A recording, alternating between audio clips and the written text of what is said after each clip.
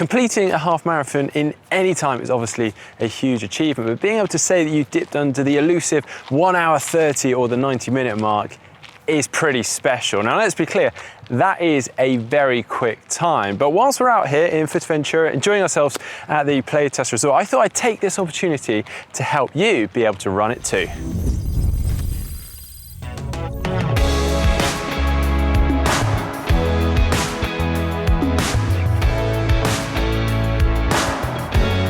Well, first of all, let's take a look at what we are tackling here, because a 90-minute half marathon works out at 4:16 per kilometre or 6:52 per mile. That's 14.1 kilometres an hour.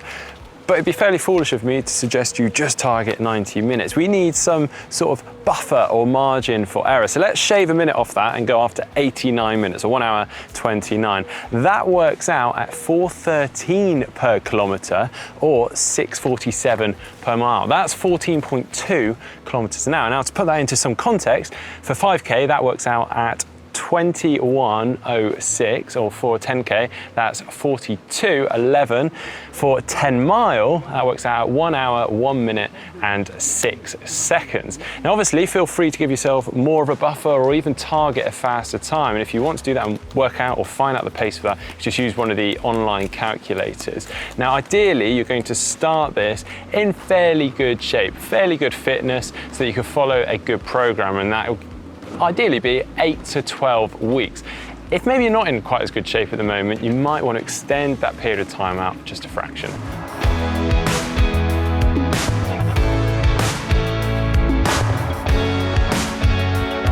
Now, whilst a half marathon is a distance event, it still requires a good mix and variety of training. We need speed training, we need tempo threshold training, and we even need those long endurance runs. Now let's actually start off with those long endurance runs, because these should be a staple in any distance runner's training plan. Ideally performed once a week, no more than that for sure, and building up to probably around half marathon distance or slightly above that. Now the idea of these is to build our base aerobic endurance. So it's really important that we keep these to a steady pace, somewhere around zone 2 intensity, a real conversational pace. Anything above that and actually starts to negate the benefit of it. In fact, it can start to be detrimental to some of our other key sessions in the week. It could even cause overtraining, illness, maybe even injury. Now, when you're starting out with this, probably just start with a distance or a time that you're comfortable with, maybe 45 minutes to 60 minutes in duration, and then just add 5 to 10% per week,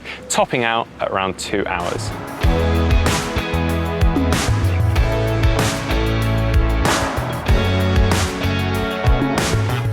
Now, our next big session for you for your half marathon training program is the tempo or the threshold run. Now, the idea of these sessions is that you're working at your anaerobic threshold. By working at this point, you are just below the point at which your body would start to get flooded with lactic acid. And by doing that, it means you're able to rack up a good duration of time at this intensity, and therefore bumps our threshold up, which in turn can make us faster. Now, this is actually often described as being a comfortably hard pace, something that you can stay in for at least 20 minutes. It's normally calculated at somewhere around 25 to 30 seconds per mile slower than your current 5K pace, but if you're using a heart rate monitor, now it should be around 90% of your maximum heart rate. Now, if you're starting out with these kind of sessions, then I'd suggest breaking it down. You're looking for a total duration at this tempo pace around 20 to 30 minutes. So let's go with 5 lots of 4 minutes with 2 minutes recovery. Then you could potentially build this up to 4 lots of 5 minutes, 3 lots of 10, 2 lots of 15, and maybe even eventually getting to 20 to 30 minutes straight at this intensity. Now, another session that you should be aiming to complete most weeks is a speed session. This should be performed in short reps above your target half marathon pace. The idea here is that we're hoping to tap into, unlock and develop some new top end speeds. Ideally, you want to perform this kind of session on something like a track. Failing that, at least a flat, smooth surface, basically so that you don't have to worry about what's underfoot whilst you're running at this high speed. Now, starting out with these, you can go for something like 10 lots of 400 with 90 seconds recovery, then build that up to 8 by 800, maybe to 6 by 1K, 5 by 1 mile, maybe even to 4 by 2K. But don't feel like you need to progress each week. You can, of course, just flip back to one of the shorter original reps. Well, those are your 3 key sessions per week. But in addition to those, we've got some other runs that are equally as important that we need to fit in around those, and they are your easy runs. Now, similarly to the long run, these should be at a steady pace within zone 2. And these are an opportunity for you to switch off, for your legs to essentially get an active recovery, and for you to not worry about pace at all. In fact, by going too fast in these, they can have a knock-on effect and start, well, affecting the quality of some of those key sessions we've just been discovering. The easy runs also an opportunity to improve your base aerobic endurance. So we do actually want to increase the length and the duration of these with time, but it's important that you follow that 10% rule, so you're never increasing any run or your weekly volume by more than 10%.